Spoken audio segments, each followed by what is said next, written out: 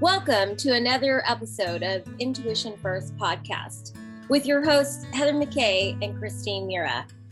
We're here to connect you to your intuition and the gifts of the universe to get more out of your life and your business.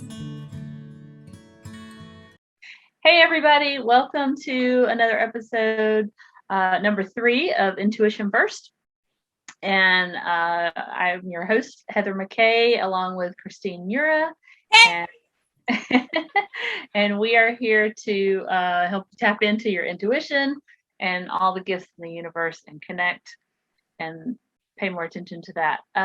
Today's episode, we're going to talk about recurring themes in your life. If you have different situations that keep showing up the same way, there's a reason for that. So, Christine, why don't you get into it? Tell us what it means to have a recurring theme in your life. Well, I would call them spiritual connected dots. I like that. That's what recurring themes mean for me. So it might mean for you, you got the same boyfriend every iteration from high school till now. That might be a lot of iterations, or the same husband a few times, or a parent that reoccurs in a person in the same way that a parent might, because there's something there for your soul to learn and grow from and expand. And unless we're receiving it in a way that allows us to grow, the universe just keeps giving us the same conversation until we wake up. And we are aware that, hey, I should look at that. And until you stop to understand to look at it, you just keep having the same experience because you haven't been connected to your intuition, your soul whispering to you about, hey, there's a lesson here. There's a lesson here. And you just go off and do the same thing over and over again, getting the same results. Right.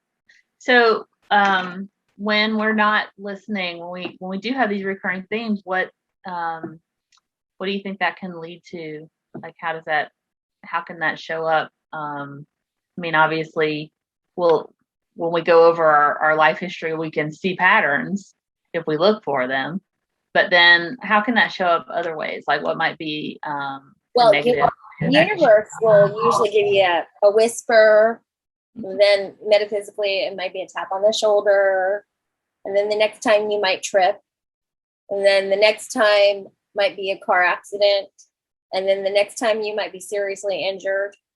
Or the next time you could have illness. Or the next time you're flat on your back.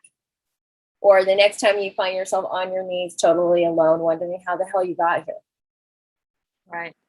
Well, none of that sounds fun. So clearly we need to listen when we keep seeing these things. But the first step is awareness. Like, you have to acknowledge that you're having these recurring themes. And usually that takes people 2 or 3 times to say maybe they're in the same type of job, or they're so frustrated in the same type of relationship, or I have a great example. Okay, great. Yeah, give us an example. So when I was 23, I met this guy, and he had certain characteristics, and I found at the end of the relationship, we were together for 8 years, that it didn't work. We didn't have the same value system. We were really different. Then I met my amazing husband because I was ready for a different iteration of what relationship looked like, and had the most amazing relationship with this man. And we were together for 13 years until he caught pancreatic cancer and died. Then I think it was like 10 years later after he passed, I met this guy. And this guy ended up being like the guy that I met when I was 23. In fact, he was the same guy with the same circumstances. And I did not learn from that first relationship. I didn't learn. But I thought I had, because I had met my amazing husband. And he was completely different. Well, he was completely different because he was a highly evolved spiritual being. And I got to be a highly evolved spiritual being. So when he passed, it was a long time, met this guy 10 years later, 12 years later, I can't actually remember. And when I left that relationship, I realized he was like the guy when I was 23. And they had similar characteristics in their life circumstance, in the number of kids they had, in the way that they processed the world.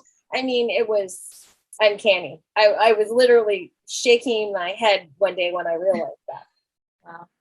Inside that last relationship, I got seriously sick.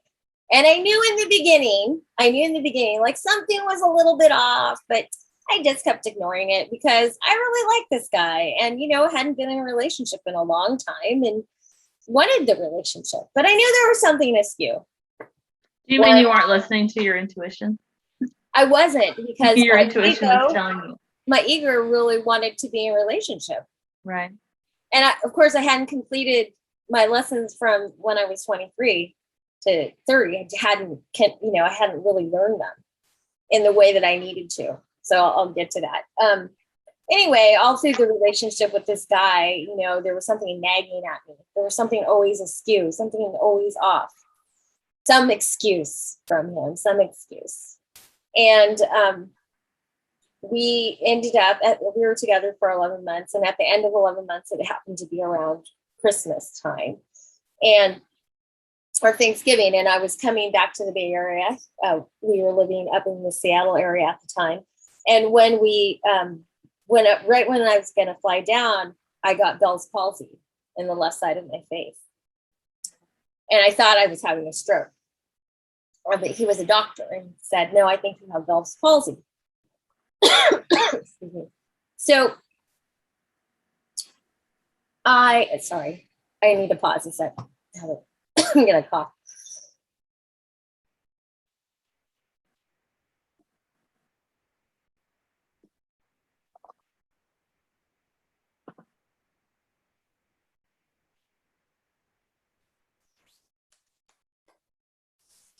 So we lived in Seattle, and I was coming back to the Bay Area, and my face got frozen. And when I look what that means emotionally, what the body is messaging me, it is repressed truth, not speaking my truth. That's what Bell's palsy. And it was on my left side, which is my feminine side, which is the receiving side. So anyway, I came back. I went and saw my Ayurvedic doctor. She worked on me for 3 hours and basically said to me, you really don't want to move to Seattle. You might want to stay in California.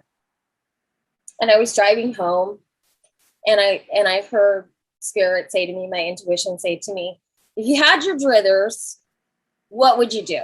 And I remember out loud saying, if I had my druthers, I'd find the man that I love lives in California. And a friend pointed out to me, oh, isn't that interesting? You didn't say such and such his name was in California. You just said the man that you love. So when I got Bell's palsy, I knew that it was speaking to me. It was like my physical body was telling me, get the hell out of there. It's bad for you. But my ego construct was like, oh, but I love him so much. And I want to be here. And my physical, spiritual body was saying to me, no, you don't. It's so bad. It's so toxic. It's all these things. That was my body speaking to me. I could have ignored it. Could have gone back. Probably be dead now because that vibrational frequency was so wrong. And this of my Bell's palsy was showing me that this is not supporting you. This is not serving you. This is not a good place for you to be. He liked to drink a lot, and I don't drink, so it was just incongruent. Yeah. Wow, that's a powerful story. That definitely would make you pay attention. So, wait. The one thing I forgot to say was, by taking that pause and understanding that my left side of my body was saying, you aren't speaking your truth, you aren't being truthful. The life lesson I got from that was knowing my value. That I was this bright, beautiful person connected to this man who didn't really honor me or serve me or believe in my work. And I had to make myself small in order to be with him. And so the true lesson and the true reason I got another version of him was so that I would step into my value, understand what my gifts are, to be able to share in such a way to help others. live their lives more truthfully and honestly and in alignment. And that really was the lesson why Source gave me him in a different guy, same lesson, so that I could stand to be who I am today. That makes total sense. And I can see that and you don't necessarily see it right away, but I had not that dramatic of a situation, but I had a situation with a couple of different bosses that I had in jobs that I've had. One was super terrible and it was, a long amount of time. But then when I went back, I took a time out from the workforce with my daughter, but then I went back and I swear, his nephew or somebody, like, not really, but it was like the same person. And I really didn't think of it. It kind of just hit me just now that that probably was a lesson that I wasn't recognizing at the time. I was like, why am I in this situation again? Now, luckily that was very, very short lived, but looking back on it now, I can definitely see where that was also a lesson to be learned. And I hope that I have now learned that. I don't want to go back to that ever again. So basically you're saying, so what we need to do if we're starting to see this in our life, or we take a moment, now or whatever, to reassess and say, okay, what are the recurring things? What do I need to pay attention to? Like, you really have to be aware and deliberate and intentional about looking at these things.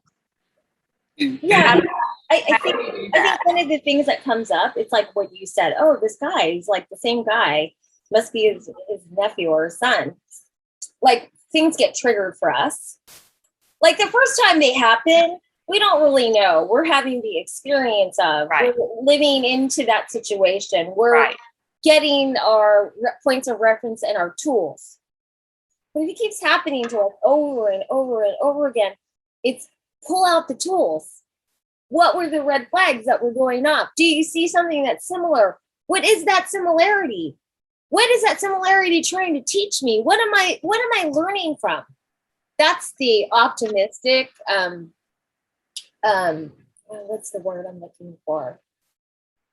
I can't think of it. It starts with a P. But anyway, or because when you don't do that and you don't sort of stop and take a moment, then that's what I said. First it whispers, then it knocks, then you fall on your knees and you're in an accident. And, it just gets bigger and bigger. But if you are stopping yourself as they're occurring, life's happening at you instead of, life's happening for you instead of at you. At you means I'm a victim of.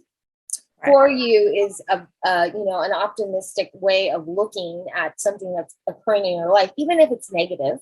It's like I took that negative relationship ending and I applied it to a much more deeper, profound perspective of why I was given that lesson.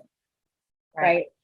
Exactly. So it's not like you have to go through many iterations, but what it is about being aware as your life is happening. Like, oh, I need to look for those markers, Oh, those markers are here. I don't want to go down that path again. Right. But it does take some conscious intention to do that, because you do get all caught up in the moment of a relationship or an opportunity or whatever it is, and sometimes you can't see the forest for the trees. Like, you really have to stop and say, maybe if it's not a great situation, you kind of try to take stock of that at the end of it or whatever, and just make a mental note to watch for those markers, watch for those, people say red flag. Well, that's what that means. But we don't see them. Here's the thing. Your body will tell you. Your body tells you because it feels contracted and tight. You might feel a level of tension or snarkiness or anger. Your body is living with the energetic field of what's occurring. Right. When things are good and they're supportive and flowing, you feel open, you feel relaxed, you feel a level of flow and ease. Right. So when you're feeling that sort of, that's when you're like, oh, hey, there might be a lesson here. Hold on. Right. And at the end of the day, what's the thing that we all have?